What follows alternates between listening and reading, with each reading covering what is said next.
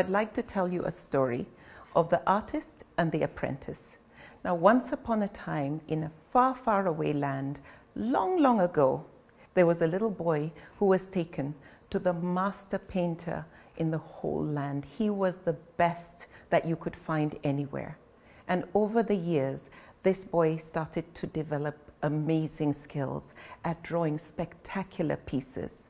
Then one day, the master invited him, and he told him, "Young man, I have finished teaching you everything I possibly can. It's time for you to go out into the real world."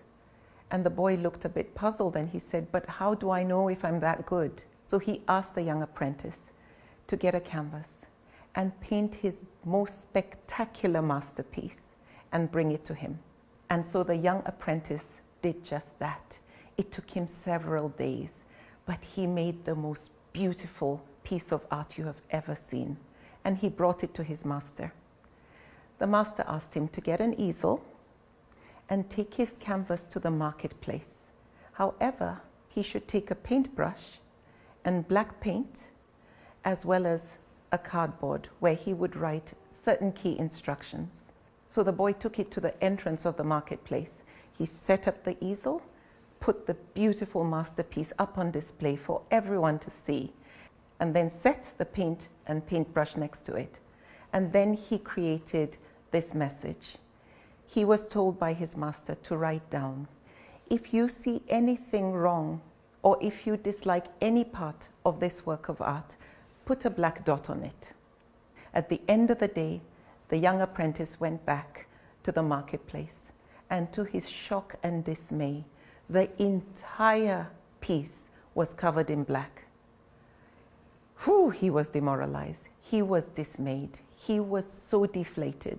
So he took the piece back to the master and was actually in tears. He said, "They hate my work. I'm not that good." He told him to calm down and gave him the same set of instructions again to go and paint another spectacular piece. After a few days, reluctantly, the young apprentice did just that. And when he brought it back, it was just as beautiful as the first piece. So he took it once again to the marketplace as he was instructed to do. However, this time around, he was told to take white paint and a paintbrush, and what he was to write on the note was, "If you like any part of this painting, put a white dot on it." At the end of the day, he went back, and to his shock and disbelief, the entire painting was white. He was so excited. However, he was a bit puzzled. So he took it back to the master painter, and he said, "I don't understand. Some really like it, and some really hate it." He then asked him to do one more assignment. He said, "Go once more and paint another beautiful masterpiece just like the other two." And the boy did. When he brought it back, he now asked him to get a blank canvas and a second easel. He told him to take it to the entrance of the marketplace and take a paintbrush as well as the whole mix of paints that were used to create that piece. And the young apprentice did just that. This time around, the instruction was, "If you don't like any part of this work of art, please create your own on the blank canvas." And at the end of the day, the young apprentice came back, and he was quite surprised because his masterpiece was intact and the canvas he brought was totally blank, just the way he left it. So he went back to his master, and he says, "I'm a bit confused. I took it, however, no one seemed to be able to replicate what I had done." He said, "Son, I want you to remember this. In life, there are people who will love what you do, and there are people who will hate what you do. There are people who would love the service you offer, and there will be people who will hate what you have to offer.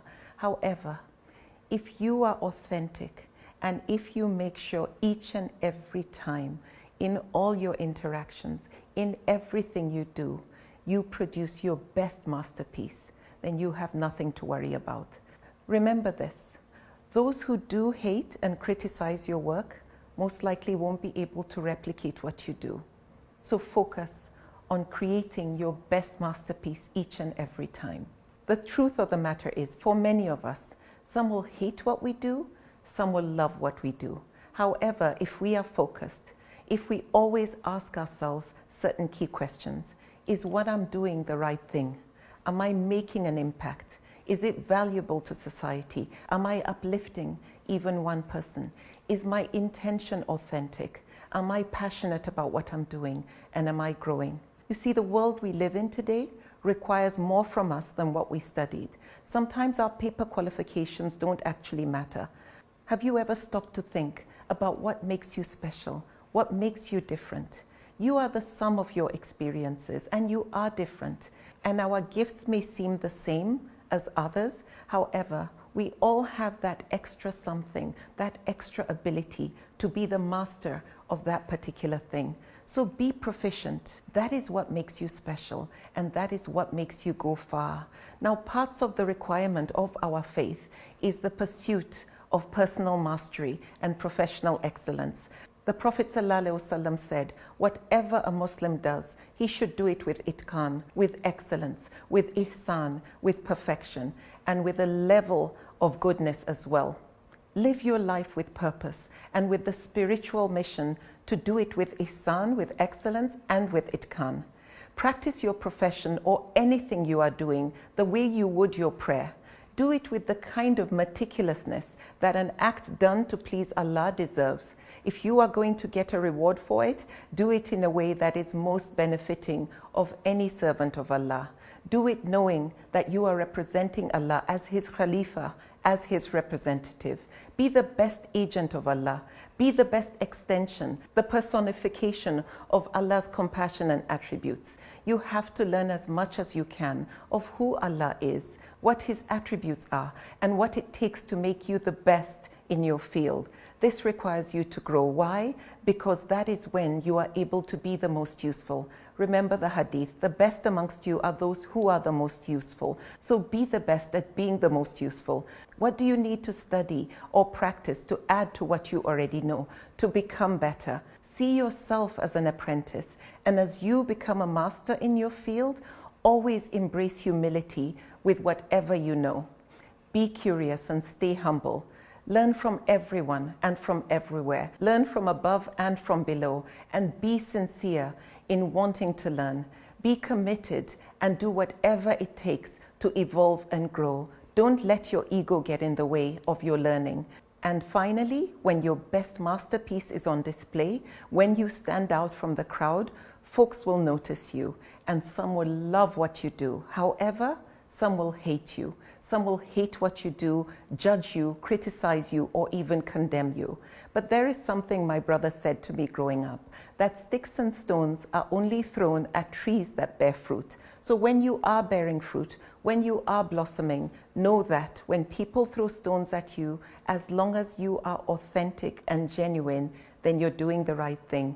You are on the right track. And also remember, those that criticize and condemn may do all that. However, they won't be able to do what you do as well as you do it. So do it anyway.